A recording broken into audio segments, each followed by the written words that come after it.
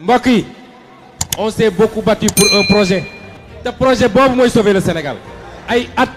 juróom-ñeenti at ñuy xeex joxuñu nit xaalis.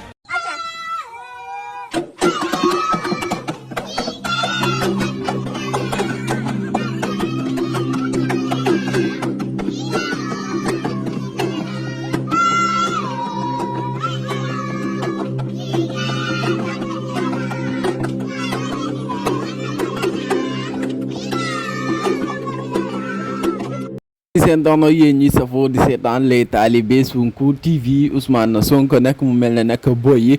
démb ci li nga xam se moo di tam xarit gi que tam ñarit gi daal taaj bon gi ñoom daal moom rek la doon way owe wu yaay Sonko Bignona loolu daal neex na trop li nga xam moo di tam xarit gi mu mel ne nag Sonko yow suufoo fenn événement bu ñëw rek ñëpp rek dina la ci ràññee te patriote yi du la bàyyi benn yoon muy événement xale di événement mag bu ci ñëw rek muy foo di góor ak jigéen mag di ndaw rek dal lay tudd gars yi dama bëgg ngeen defal ma ay kër yi bare bari ki nga xam si ne moom moo di président Ousmane Sonko ki war a toppi Sénégal 2024 wax leen amin ci commentaire yi incha allahu rabbi yàlla mën na ko te am na ko yàlla na ko def futur président 2024 Ousmane Sonko incha allah Ousmane Sonko moom lu mu dugg rek du amul xorom loolu moom ñëpp a ko seede islam bi tam xarit gi moom saf nga sàpp xorom.